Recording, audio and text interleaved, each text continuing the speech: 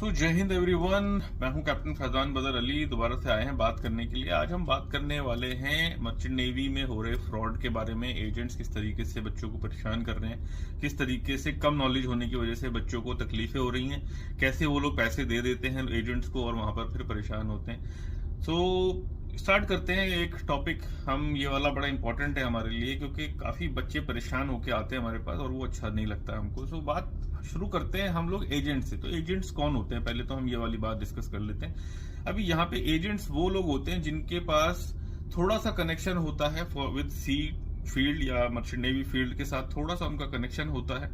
Knowledge उनको उतनी नहीं हो पाती है या वो खुद एलिजिबल नहीं होते हैं शिप को ज्वाइन करने के लिए, या एग्जाम उनका खुद का पास नहीं हो पाता है, या वो खुद किसी कॉलेज में नहीं जा पाते हैं फॉर व्हाटसोएवर रीजन। उनको ये लगता है कि अगर हम बच्चों को अपने पास अट्रैक्ट कर लेंगे पैसे का लालच दे करके, तो हम उनको कहीं और कॉलेज में भेज सकते हैं या किसी शिप पे भेजने के लालच में उनको हम पकड़ सकते हैं और उनसे थोड़े हम लोग पैसे ले सकते हैं। अब ये कई सारे एजेंट्स तो ऐसे होते हैं जो जेन्युइनली जिनके कनेक्शंस होते हैं कंपनीज के साथ, कॉलेजेस के साथ और लोगों के साथ, और वो बच्चों को जो इकट्ठा अपने पास करने के बाद कॉलेज में भेज देते हैं, कॉलेज से कमीशन ले लेते हैं, या फिर जब बच्चे कॉलेज से कोर्स करके आ जाते हैं वो बच्चे उन लोग को अप्रोच करते हैं तो वो लोग कंपनी में उनको भेज देते हैं और एक बड़ा अमाउंट उनसे पैसे के तौर पे ले लेते हैं। तो ये जो एजेंट होते हैं, कुछ एजेंट तो इसमें ऐसे होते हैं जो पैसे लेते हैं लेकिन आपका काम करा देते हैं।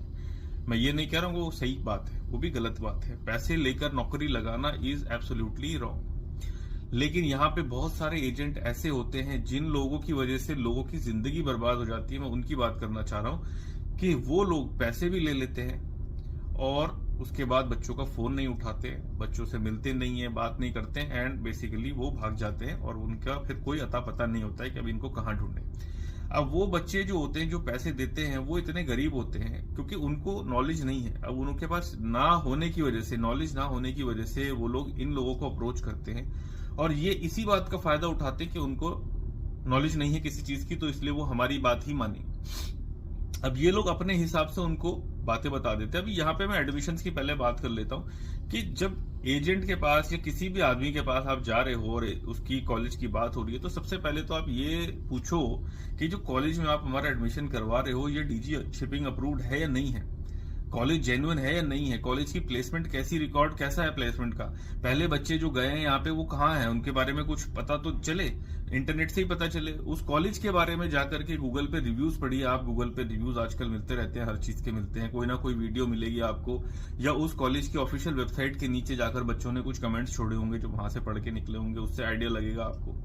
और फिर सबसे महत्वपूर्ण बात जो यहाँ पे है वो ये है कि आपका जो कॉलेज है वो डीजी शिपिंग की साइट पे लिस्टेड है या नहीं है, वो जेन्युइन कॉलेज है या नहीं है, सरकार से मान्यता प्राप्त है या नहीं।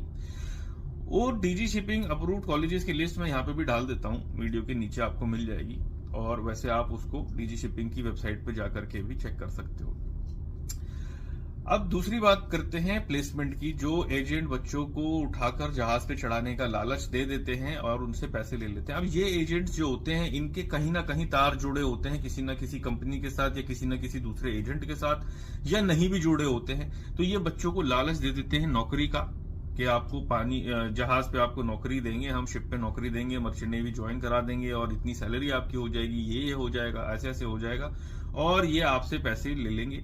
पैसे लेने के बाद या तो ये खुद बेईमानी कर लेते हैं और खुद पैसा आगे नहीं देते हैं जिससे कि आपका काम नहीं हो पाता है, या फिर ये आगे पैसा दे भी देते हैं तो जिसको ये पैसा देते हैं वो आदमी बेईमान हो जाता है और वो आपका काम नहीं कराता है, तो उसमें ये आदमी परेशान होगा क्योंकि आप इसको पूछोगे और ये आगे ऑलरेडी पैसे दे चुका है। अब जो पैसे दे दिए हैं काम वो वाला आदमी करा नहीं रहा है, वो भाग गया है या जो भी फॉर व्हाटएवर रीजन, तो ये आदमी आपको सही जवाब नहीं दे पाता है।